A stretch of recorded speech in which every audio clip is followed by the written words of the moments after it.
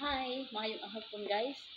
For today's video, atong pananghisgutan karon ang kabahin sa honesty. Kanang honesty sa atong pinulungan, mao na siya ang gitawag nga pagka matinud-anon. Unsaon nato pagsukod kung ang tawo matinud-anon kanato?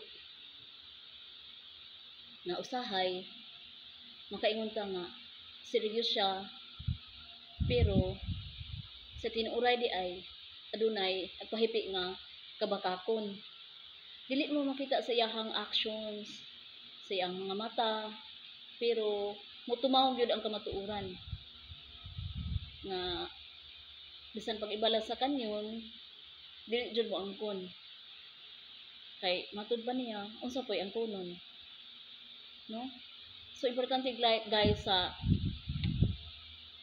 katawo nga honest siya sa iyang kapwa-tawo.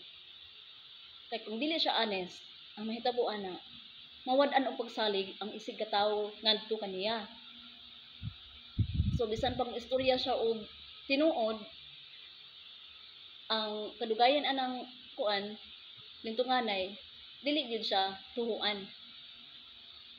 Makahinumdum mo guys katong istorya sa Biblia kabahin adtong tagbalantay bato sa kuan karnero nga giwat niya ang mga tawo nga sa unang higayon ingon siya nga tabang kay naay lobo dagan pa ang mga tawo dayon pag-abot kay wala man di ay giwat ra man di niya di duro siya katawa sa ikaduhang higayon nagbinuang na pud siya kay trip man gyud niya nga mangumid siya ba nga tumid siya bitaw dili maayo ngano pa siya tabang kay naay lobo kanon ko sa lobo dagan na pud ang mga tawo guys.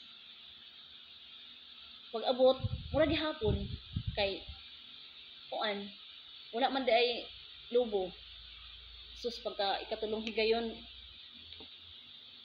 tinuod na magyud nga lobo dayon syempre nisabit siya kay nagpakitabang kung take note guys nabagoy mga tao nga ni anha wala kay ngano man nahugno na ang pagsalig sa iyahang kaugalingon. I mean, nahugno na ang pagsalig sa mga tao ngadto kaniya. Kay noted na siya nga tawong bakakon, batang bakakon. So inana ka importante ang honesty, ang pagkamatinud-anon.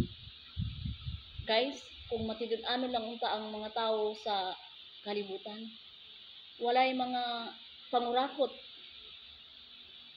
walay mga relasyon nga nangaguba, walay mga butang nga nangawala, no? Pero mao na siya atong i-realize sa atong kaugalingon nga hinungdanon, importante ang pagkamatinud-anon ato nang balunod hangtod sa atong katiguangon. Mura kato guys. Daghang salamat. Bye-bye.